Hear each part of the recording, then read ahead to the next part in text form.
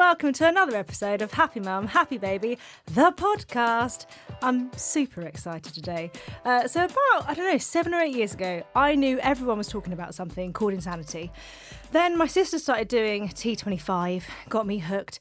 Then we started following this person on Instagram. We literally send your posts to each other. They're inspirational. They make us laugh. Since then, I found out that you've got 2 boys, twin boys.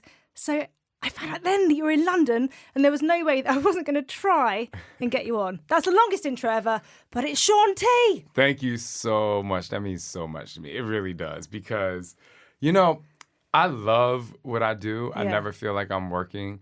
And then, obviously having kids adds an entire layer of craziness to who I am. And so not only do you and your family do my workouts, but the fact that you're part of the family because now I have kids just means so much more. Do you find that your interaction with people has changed after having kids? 100%. Really? I don't matter. Shaun T doesn't matter. It's like, I'm going to use you and abuse you. I'm going to push play, work out, how are the boys? But I'm fine with it because I'm like, well, we made them. So, at least they're still a part of me. Thank you. Thank you so much. They are adorable and wild. They're literally little versions of Scott and I. Really? To a T. Their personalities it's so interesting. I mean, they have the same egg donor because we had our kids via surrogacy. And you can just look at Sander. I mean, he literally is a mini version of me. And Silas, he's a little cheeky. Scott was a little cheeky baby. He was a little chunky. But their personalities the size differences. Complete size difference. They are nothing alike. The only thing they like to do that's the same right now is hit each other, which is just, I'm like, where did we've never hit each other. How did you know? How do you know how to hit each other?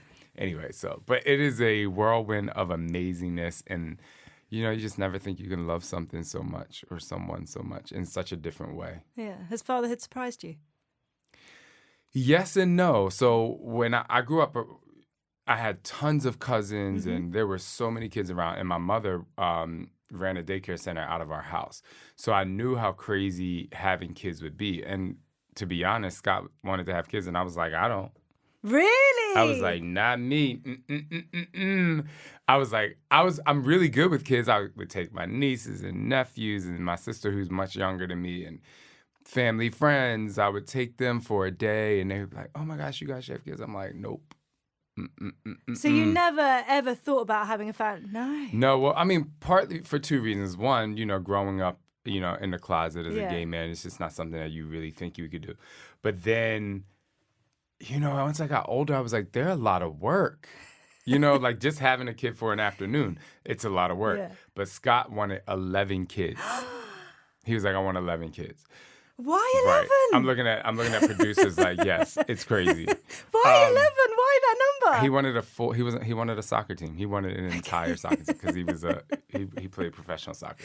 So, but I was like, well, let's meet somewhere in the middle. Let's have 2. I was like, we have to have an even number. For some reason, I was like, we have to have an even number. They entertain each other. And but it took us 5 years, and I think that through the surrogacy process, through the miscarriages that some of our surrogates went through, just the entire process, that was the thing that really made me really connect to having kids and to really appreciate them. I think that if we had them first try, not that I wouldn't have appreciated them, obviously I would have, but I didn't go through a really tough experience to really appreciate them now. And so I think because we went through that, it was the toughest thing I've ever been through in my life, just like the sadness and, the different emotions from the women that helped us along the way in our relationship and how that dynamic, really changed the relationship. Because if you look at a heterosexual couple, people are trying, it becomes a counting game. It's like we're trying 5 times and, now tell people stop counting, just enjoy each other. And so knowing what that was like in that stress, now when I look at them, I'm just like, I don't know what my life would be without them. Like, I don't know what it would be so wild. Don't get it twisted. Sometimes I'm like, can I send them back for a good 3 days? Let me breathe. But I don't know what I like. It would be so weird to not wake up and see their smiling faces and just, it's just wonderful. Did you know people before you started going through the whole process that had been through it? Only one. Right. So we were at like a Thanksgiving. We were visiting a friend for Thanksgiving, and she and her wife had kids via surrogacy. Right. So she mentioned it to us, and then I reached out to a doctor. But we never had friends go through it before us, so everything was basically cold turkey for us. The highs, the lows. Did you think that you entered it quite naively, first of all, then? You didn't really know about those highs and lows. You just think, oh, we're going to go there. We're going to get an egg donor. It's going to do that. Wham, bam. Yeah. If you talk to Scott, he was like, I thought it was going to happen one time. We're healthy. Our sperm count was good. We chose really amazing women who have had kids. And, so there was nothing that, quote unquote, shouldn't have worked, except for the man upstairs didn't want it to work. Yeah. I remember sitting in our doctor's office, our fertility doctor's office, for the very first day. Yeah. And he said, I want to tell you both a story. And so we're like, okay. And he told us about a couple that he helped have kids, and it took them 6 times. And so he wanted to let us know that this doesn't happen overnight, but we still walked out of there like, we got this. And, I think that just that one conversation, like his honesty was so incredible that he literally said, it doesn't happen overnight. And I think I kept attaching to that when times got really tough. And I was like, okay, but I didn't think it would be 5 years, 6 egg donors, 5 surrogates. And so how do you go about finding an egg donor? It's kind of funny. So I think it's the craziest and the most amazing thing. Yeah. It's like going on Match.com. Really? You literally go on a site, and you want to choose a reputable site because, there's, obviously there's some good and some not so good. But you go on a site and you choose, ethnicity, height, weight, and then you get the profiles of these people. Right, okay. You can choose age. You get the profile and you start reading the profile. You really just, immerse yourself into these individual lives that you think you can connect to, just as you would if you were on Match.com, except there's no conversation back and forth. Every question and answer you have is pretty much in their profile. Right, okay. So do things like personality, character, their hobbies, is that all in there as well to let you know more about who they are? It is, but if it's not for us, we move on. Right, okay. Right? Yeah. So for us, and I think the number one, anyone who wants to obviously donate their eggs and help a family out, they help heterosexual couples and gay. I just think they're just angels. It's amazing. And people do it for different reasons. So that's how it was. I'll tell you the day that we found our egg donor that actually ended up really helping us. And so we had gotten really bad news, and I looked at Scott and I said, I'm finding our egg donor today. I was like, this is the day. Whoever I find today is going to be the one. And so I just started searching. I searched out the best egg donor agency I can find online. The website was really good. It was very clear. And then I just started searching, and I found this woman. And egg donors use an alias because they don't want you to know their name. So this person used an alias, but in her profile, she introduced herself as her real name. And that immediately I said, she's a very honest person. Yeah. So anything I read after this is going to be, I'm going to believe it. And so she carried so many traits that Scott and I have. One, education was really huge. She was close to her family. She was a singer, a dancer, and an athlete. Right. And she wanted to open up her own fitness studio by helping the family. She wanted to open up her own gym. And so she figured that if she were to help someone else with their dreams, and, this could in turn. And, full disclosure, I stalked this person. Not stalked. I ghost followed them. Yeah. And, in less than a year, everything that was in her profile that she said she wanted to do, she did. And really? I just thought it was, I was like, oh, it was wonderful. Yeah. And so that day, and Scott was like, I believe you found the one, and we did. So it was But it took a long time. Yeah. It was really tough. And was that your first egg donor? No, that was our last. That was the last one. Yeah. Oh, wow. I mean, we've had surrogates that one of our surrogates had 7 kids via surrogacy before us, and nothing. And people have, and some of these women have gotten pregnant for us. It just didn't, go all the way through. Nicole, your first surrogate, your sister-in-law. Yeah, so she was our second surrogate. So so we had a surrogate before Nicole who tried twice. Right. And then the funny story is I actually texted my brother. I was like, "Do you think Nicole will be our surrogate? It's your wife. I'm just going to ask you via text." He was like, "Did you really ask me that over a text message?" I was like, and he was like, "Of course we would," just like that. Aww. But then, obviously the conversation went forward, and Nicole got pregnant. And then right before, it was the day, I think, before we were supposed to hear the heartbeat, then we found out she had a miscarriage. And that was just... And then she her and my brother ended up trying for 2 years. Really? More. And then here's the crazy part. The very last time, it was January of 2000, I want to say 16 maybe, 15 or 16, I think. She got pregnant, and it was just like an early pregnancy that didn't, go all the way. And then a month and a half later, she was like, "I'm pregnant." So the first thing she asked her doctor, she was like, "Could this be theirs?"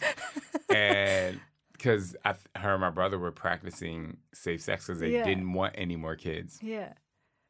And it was theirs. A month and a half later, we were like, "Are you kidding me? Like, what is happening?" So... we were obviously really happy. We got another niece, but it was just like, oh my gosh, like what is happening? And then... Was that really hard to go through as a family? Nicole miscarrying, and because obviously I watched the tiny little clip of her on the film in your Instagram story, in your Instagram TV, and there's a clip where she's really sobbing into the camera, and you can kind of feel like, so I've gone through a miscarriage, and you feel like you've failed your unborn baby, you feel like you've failed your partner, and in that case she'd felt like she'd failed both of you. Right. I think that was what was the toughest. Yeah. It's really incredible when someone really wants something for you and is extremely selfless, and the things that she had to go through. She went through a lot to get her body ready. It didn't it actually strengthened our relationship with her for sure, because when you have a surrogate, if you have a surrogate and you don't feel like you're in a relationship with them yourself, I think you're doing yourself a disservice. Now, there are a lot of people out there that are like, I don't want to know the person, and it's a business transaction, and I think that's fine. But for me, I think growing our relationship through the process, it actually helped the pain at the end, when she couldn't really quote unquote deliver for us. It strengthened our relationship, so. But it wasn't tough on the family. It wasn't tough on us. Now, it's a good question. I never asked her and my brother how that affected them, even though if I can say some funny stuff. So, because I got to be a little funny.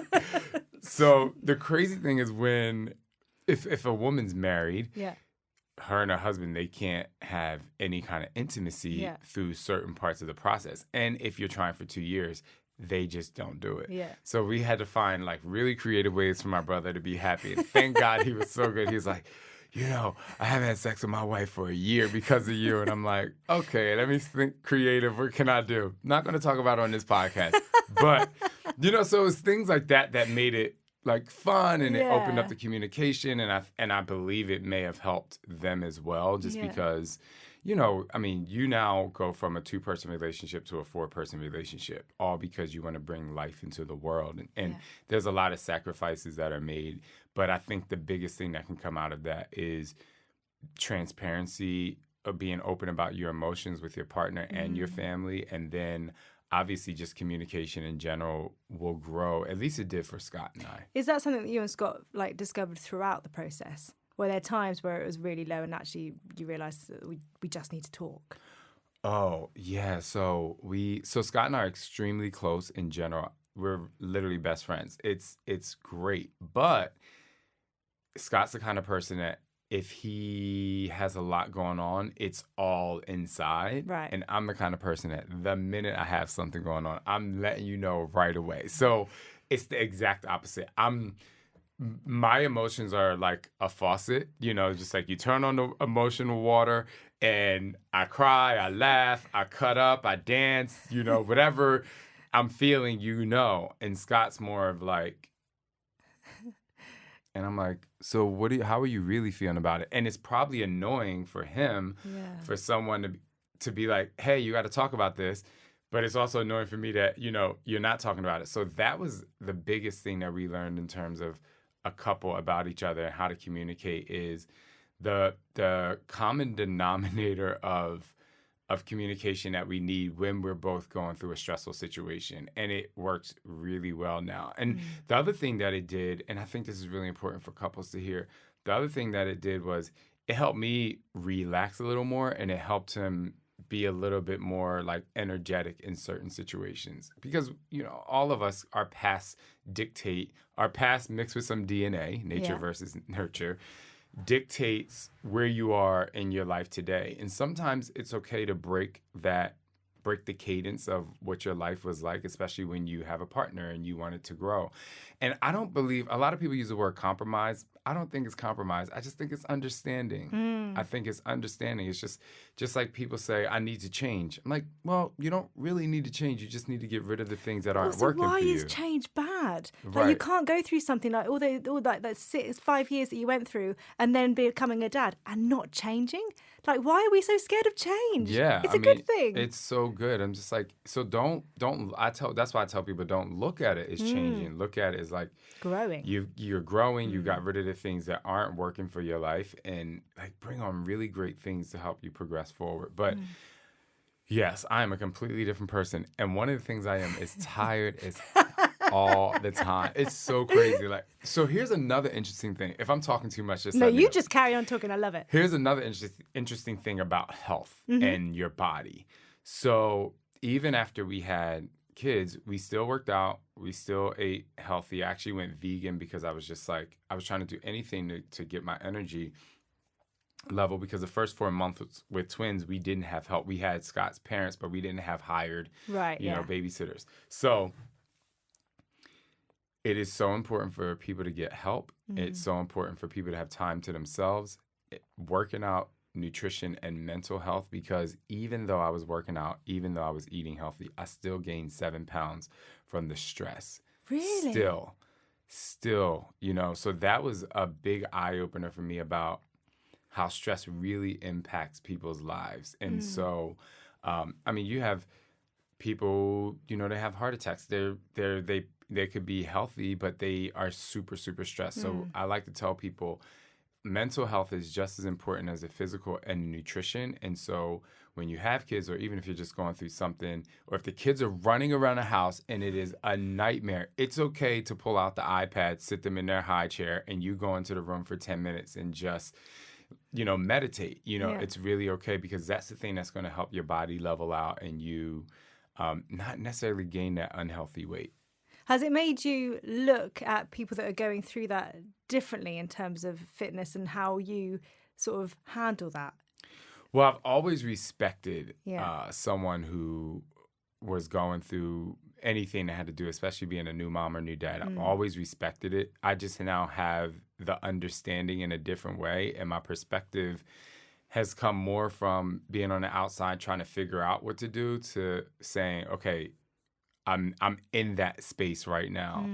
And one of the things that I'm actually going to do in the near future is I'm going to do all these like I call it like life hacks to not anti-aging, but to age healthfully. So I'm going to, because one of the things that I still feel is I'm just so exhausted. So I'm on a mission to find things that bring people so much energy, make your skin feel good, make you feel like you can work out every day, even if it's just like these minor little things that you can do. Take a really cold shower. I think the first thing I'm going to do is take a cold shower for 5 minutes every day. And I hate the cold, but apparently it does something. It is meant to, isn't it? It's meant to like open your brain or something. Yeah. I'm going to do it. I don't want to. But so, I'm going to try to find all these things, because I think that's the one thing that where parents stressed about. Even I'm sitting here and I'm speaking to you, and you want to know what? I'm super stressed about taking this 10-hour flight home. I'm speaking to you. But you fly with your kids. You're so used to getting on that plane with two boys. But you've done it since they were young. So has every flight changed because of their ability? Okay, so in the beginning, I mean, they were 3 weeks old. They were in a NICU for 3 weeks. We get them on the plane. It was fine. I mean, Sander pooped at the very end of the flight. And I'm like, and the guy who was sitting next to me, this is when I realized right away that not all people have sympathy or empathy for a new parent, because I asked them if I could get up because, they're 3 weeks old and they're 2 months premature. Yeah. So this is a really small baby. And I was like, oh, excuse me. And he wouldn't get up. What? He wouldn't get up.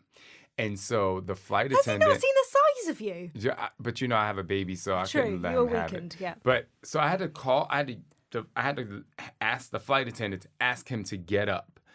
And I was just like, this is ridiculous. So I realized then that traveling with kids was going to be intense. But when I go on like smaller trips, like if I go to LA, like in a couple of weeks, I think I'm going to have to go to LA.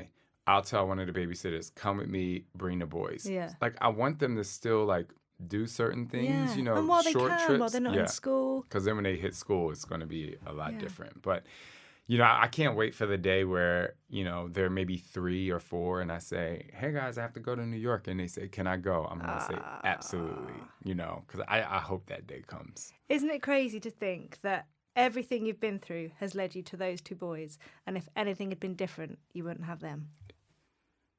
I can't even, we were talking about this the other day. We as humans, we stress about so many things. And the thing is, if we didn't go through those stressful things or those things in our past, we wouldn't have made the decisions that bring us to the happiness we are today. And while a lot of things, obviously, I wouldn't have wanted to be molested as a kid, or I wouldn't have wanted to have to move out my house at 14. But because that happened, I was able to find this life, and I work on the stuff in the past, but, I would have never met Scott. Mm-hmm. I would have gone to run track. I would have been to another school. I probably would have had a whole, different way of living and and it's just so. And even the relationships that you have in terms of like your grandparents, I know you were really close to them. Your kids are really close to Scott's parents, making sure that those relationships are there. Yes. It's, I think it's really important. I have to tell you, I valued individual relationships with my family members before having kids. I never really, I don't want to say I undervalue family, but as a whole, it didn't, I was just like, I like this person's a nightmare. For me, it was just individual. It was like, this person's good to me, this person's not. And I think it was because of what happened to me as a kid. Yeah. I was like, I don't trust everyone. But having kids now, I value the family dynamic and value family so much more. And just being able to teach them, these are your grandparents, they're going to see my mom in a couple of weeks, all the way to our friends who are like our family, and our people, like neighbors who love them. So, family is so important to me now, where before, like I said, it was more of an individual relationship thing. Now, do you think it was a massive thing as well of why you didn't want to have kids? Is what happened to you as a child? Yes. Oh my God, you are about to make me cry. Hold on. So one of the things that's just was so stressful to me is I didn't want what happened to me to happen to my kids. Yeah. And when they, and that was the other thing, I didn't really mention it, but since we talk about it, when I leave them, I'm like, I have to make myself trust the babysitters. Like I have to make myself not say, did you touch them? Yeah. Did you, I still go through that today because it happened to me by my, stepfather, a living person. So I still have like those trust issues a little bit, and I have to make myself, I think I'm always going to watch, but I don't let that lead lead the charge in terms of like my emotional state. And obviously, I mean, our babysitters are, our babysitters are incredible. Yeah. And so, I don't want to add that pressure to them, like, oh, Shaun is thinking that. But I mean, one of them has read my book, so she probably understands my emotional state, and we have really great connection. And then the other one, we just have a really good connection, and we have we have great humor with each other. So, they know that I trust them, but it is definitely one of those things that I struggled with really hard, and I'm probably going to struggle with every. Well, I imagine as they get older and they get closer to the age that you were when it started. Yes. It will probably adapt how you talk to them and. Yeah, and I really have to be really careful. Yeah. Not to scare them. But I think it's just letting them know, and this is what we do now, even though our kids don't really respond to this, we say, how did you sleep? How was your day? We want them to know you can talk. I don't want to say you can tell me anything. I just want us to live like that, So me and Scott talk to each other. We talk to them. We ask them questions. We tell them what we did. So hopefully they'll know, I don't have to scare them with make sure.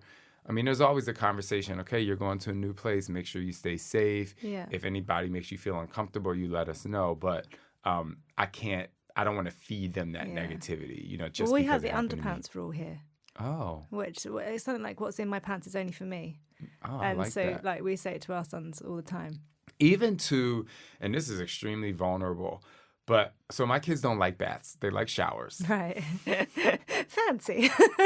Which I'm very happy about because I hate giving baths. It is because they're jumping around, they're splashing the water, they want to get out, they poop in there. I mean, it's just too much.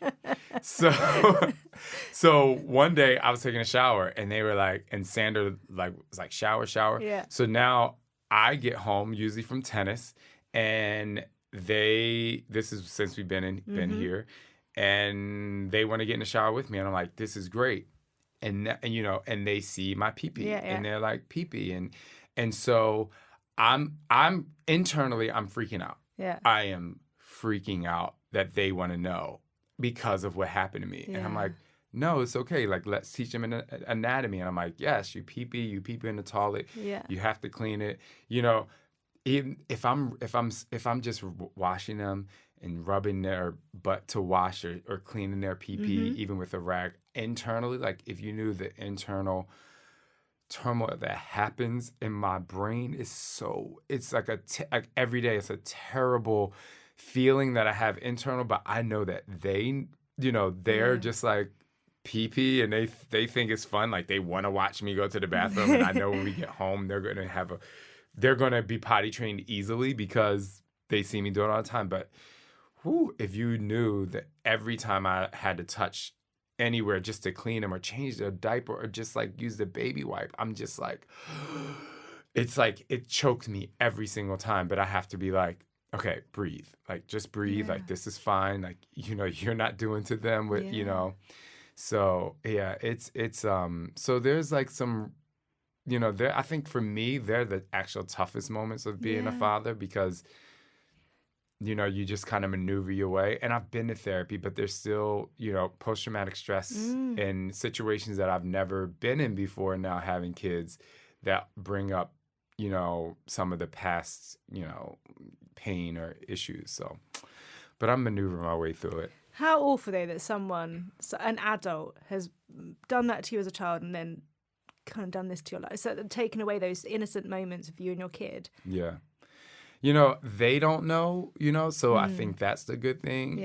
And one day they'll probably read my book and they will ask me about it, and I think hopefully they're much older, and we can have an open conversation, and I can tell them, when you guys were younger and I had to clean you, this was going through my mind. I think it'd make us closer at that point. But for now, when I clean them, they just say pee-pee. I'm like, yeah, cleaning pee-pee. But and it's the other thing that makes me feel good, and maybe this is just me. I say, wash your shoulders, wash your tummy, wash your butt, wash your pee-pee. It's just another part, Yeah. So, yeah. And I've got to say, I love Scott's parents. Me too. From what you show on Instagram, I just think they're absolutely adorable. I want to do, it's so interesting you said that. Thank you. They are great. Now, and they'll tell you, it's so interesting having kids, how our relationship with his parents has grown, but there's also been growing pains because for everyone, this dynamic of these two children coming in, enhances the relationship, but you have to go through the hurdles. Yeah. But like our relationship is so now, like I'm not worried about the stressful things. I'm just saying like having kids enhances the relationship to a point where you're like, wow, like this is really cool. And it's because of them that made me really, believe more in the family dynamic, the wholesomeness of a family. And they are humorous. They're fun. They're 76 years old. You would never believe it. They walk faster than Scott. They're just so great. Oh. So your babies, they were born early, weren't they? They were premature. They were 2 months early, just under 8 weeks. And early. were they in a different state? Yes, so they were born in Texas. So our surrogate lives in Texas. Actually, I want to talk about your surrogate. Yes, because she's her. amazing. She is. How did you find her? She is, when I tell you, unbelievable. It's unbelievable. How do we find her? So we were on year 4. Yeah. One of our best friends, he and his wife, they're both our best friends, but they both they called us up one day and they were like, we know you guys are struggling to find surrogates. We want to do this. Mm-hmm. So our friend Alicia, she said, okay, I'm going to do this. So she was on birth control for a really long time. So, for her to do this, she had to go through the tests and stuff like that. And anyway, she went through 2 cycles of trying to figure out if her lining would grow. Yeah. As we all know, the uterus lining, so the embryo's implant, just in case people don't know the science. and so it didn't work. Yeah. But Ashley worked in the office. So she was the third-party coordinator she really handled a lot of same-sex couples. So she was our third-party coordinator. She had no idea that I was Shaun T or, she had no idea for that. She just got our file from our doctor in New York City. Mm-hmm. And her husband told her, you're going to work at a fertility clinic, but you're not going to be a surrogate. We're not doing that, but I'm happy you want to help. But she saw our file and she went home to him. She's like, I sat him on the bed and I said, I have to do this for these guys. And Did she ever say what it was about your file? I think the fact that we were trying for 5 years, she saw like the ups and downs, and she just was like, I want to do it for them. And I mean, because there was nothing about us.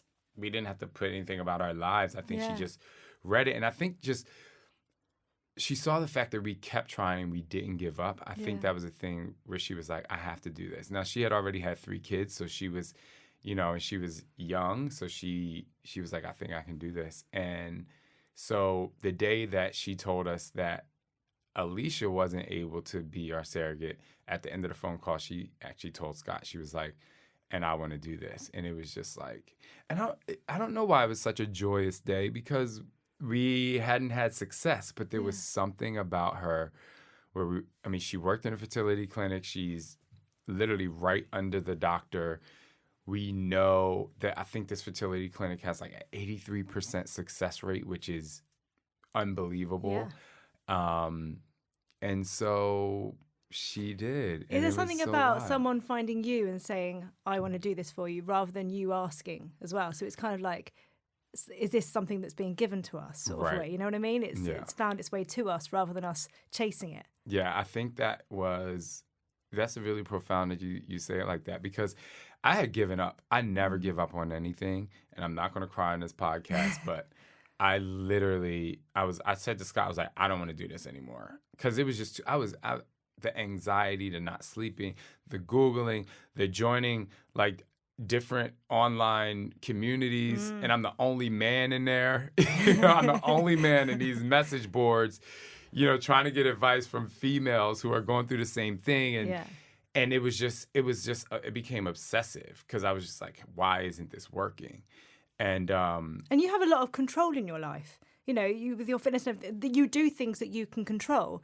And fertility is something that you can't control. You can't control. I remember Scott's father saying, he said, this is so terribly difficult for you two, because everything you've ever gone after in your life, you've achieved, whether it was sports, academics, love, marriage.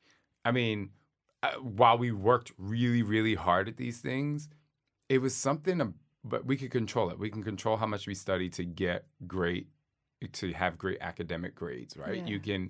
You can work really hard to excel in sport. You can work really hard to excel in your career. But when it comes to having children, it's not about you. It's not up to you. It doesn't matter how hard you work. It's whether or not the universe wants this to happen for you and when. And so I actually have a friend going through it right now, and she literally is going through the same process of, I know what she's going through. And I said to her, I was like, if you need to call me, vent, cry, anything, I know what you're going through. But it's also, I had to tell her, I was like, it's not up to you. Yeah. It's not up to you, and it doesn't matter how many times you try, and it doesn't matter how many cycles you have. It doesn't matter what your temperature is. It doesn't. People do. You get obsessive about stuff, don't you? Yeah, I mean, there's the apps, and they're counting their cycles, and while it makes you feel really good, at the end of the day, the amazing human that's supposed to be here is just waiting in the wings for the right time. And also, you and Scott decided that you wanted a boy, you wanted two boys, one from you, one from him. Yes. And that was really important from the start. That was important from the start, but then during the process, we just put in. We didn't care what gender it was. We just started. We were like, just put chucking this them all in. Is it an A embryo, AB embryo? We didn't care. We just put them in. Yeah. So what was interesting, the very first time that Ashley was supposed to get the transfer, I think she had gotten her period, something with the medicine didn't work. So we still had to wait. And of course, it was another thing. The interesting thing was that Scott did not allow me to have a relationship with Ashley because he was like, you have to let this out of your mind. And it was hard for me, but I was like, hey, I need to try something different. Yeah.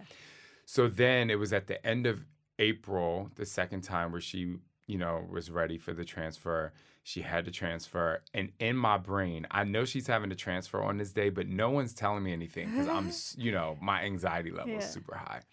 But I've been doing this for 5 years, right? So I'm like, she's going to find out on my birthday whether she's pregnant or not. I did the math. I was like, so Scott comes in the room. He's like, she's going to find out. And I'm like, on my birthday. And he's like, ugh, of course you know. And so, so I woke up on my birthday and I said, this is either going to be a really good birthday or a really great birthday. Yeah. I didn't allow myself to say this is going to be a bad or good. Yeah. And, I had a day full of fun, and I was actually on the tennis court having a good time. And we got, I think it was a text message, it was a text message that had us call Ashley. And so we're like, ugh. And we've done this so many times, so it was just kind of really stressful. And she answered the phone, and she was like, hey, guys. And we were like, ugh. The energy of her voice was just, and she was like, I'm super pregnant. And we were like, what? Like, why'd you have to be like that? So, fooled ya. Right. So if anyone knows, the HCG hormone has numbers, and her numbers for, I think it was 8 days post-transfer was super high. I think it was somewhere like 5,000. So 2 days later, she had to take a test again. So 2 days later, we are flying to St. Martin because I was like, I'm just going to still have my birthday fun. I'm not going to stress about this. And we land. And she tells us, and we call her, and she tells us that her numbers went from 5,000, which should have went to 10,000, double, went to 17,000. Yeah. And so it was so crazy. So then we know, we are like, it has to be twins, we just know. But now we're in St. Martin with all of our friends and family, and we can't say anything because we promised not to say anything until it was the right time. And so we leave St. Martin, and Ashley sends us a photo. I was a photo on our second flight, and it had 2 dark holes. So it was two. Yeah. And so we were so happy. We were so thankful for her. And then once that happened, then her and my relationship started, and it's amazing. Like she literally, we don't see her that much anymore. We still communicate with her. And how does that work with a surrogate? Is she still in your life? How involved is she in terms of keeping up a relationship? Yeah, so for everyone's different. Yeah. Some people are like, thank you, and they move on. Yeah. For us, we treat her like a family and she's like one of my best friends that I just don't see all the time. Yeah. We send her videos. We asked if she would spend every year our boy's birthday with them every year. So you're gonna make me cry. Yeah. So that's so beautiful. Yeah. So their first birthday, she came out, and we just had most people have really big parties, and we're like, you're crying. Oh, I know. For us, it was we were our first year, we want a small party. We want Ashley, us, and the boys, and then Scott's mom and dad. And if my mom was close by, was my mom there? I can't even remember. Yeah. Maybe did my mom come? But so we just wanted a small little thing. So every year, she'll come and she'll spend her birthday with the boys. But she'll come. I mean, if we go to Texas, and we want to have vacations with her too.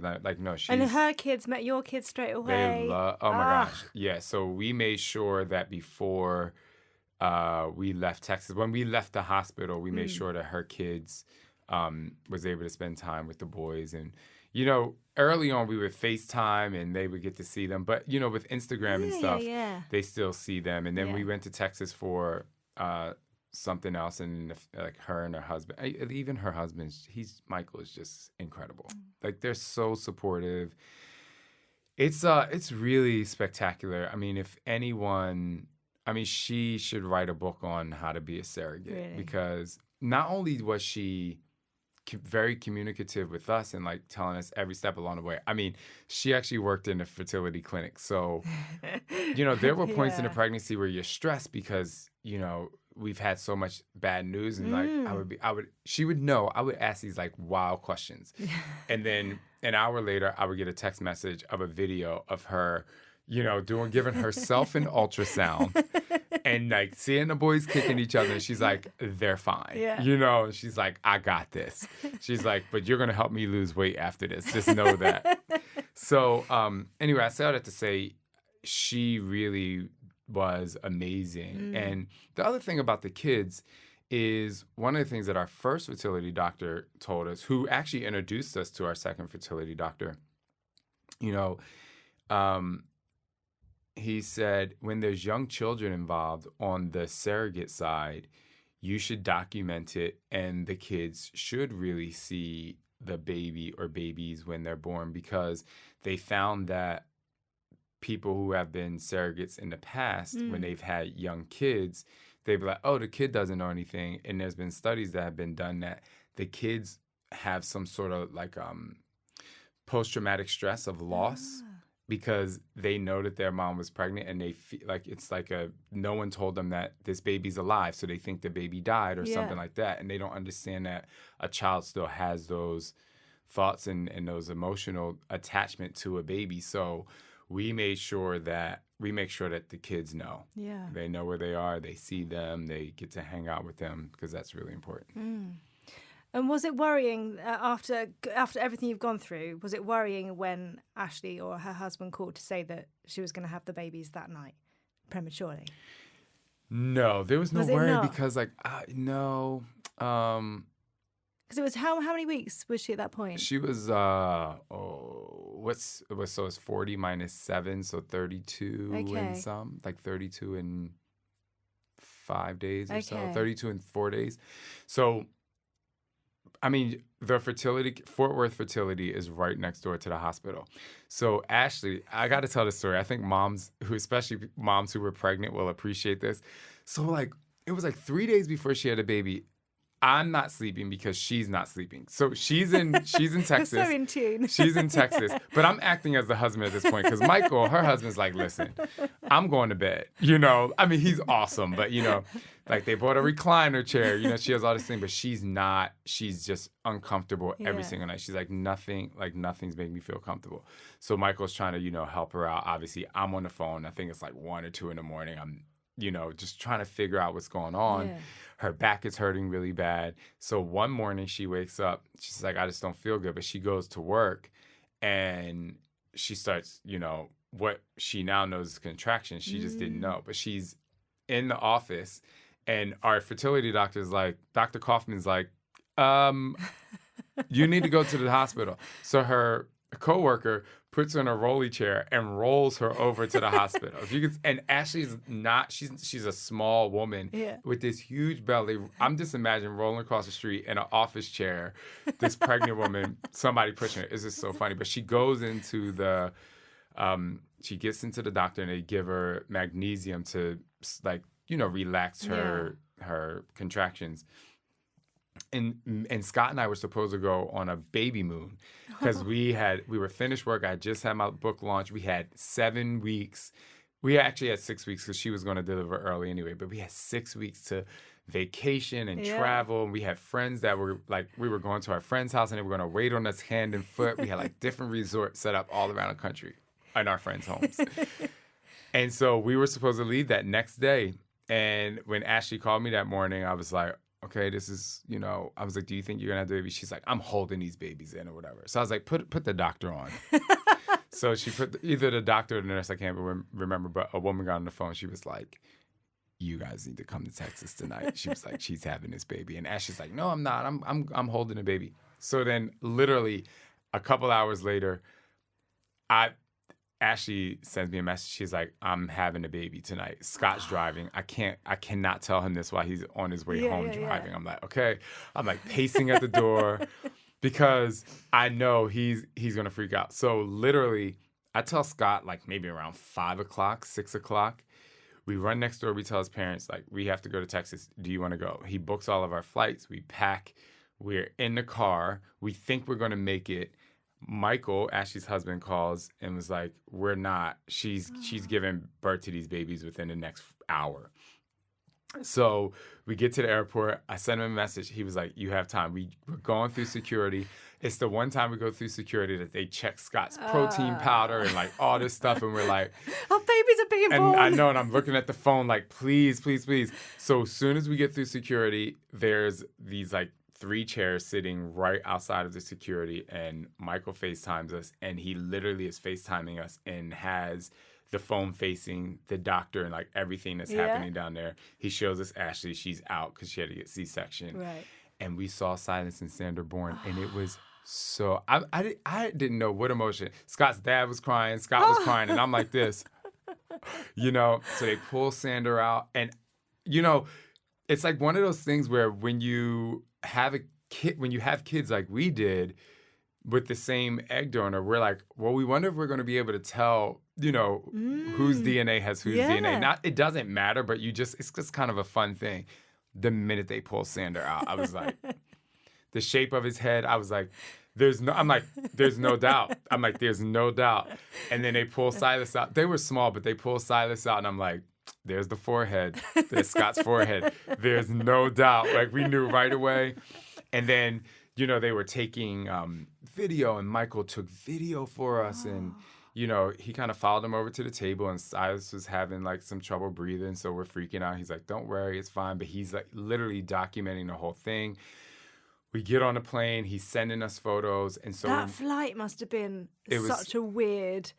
It was How long was the flight? It was only like an hour and 45 minutes. How long did it feel?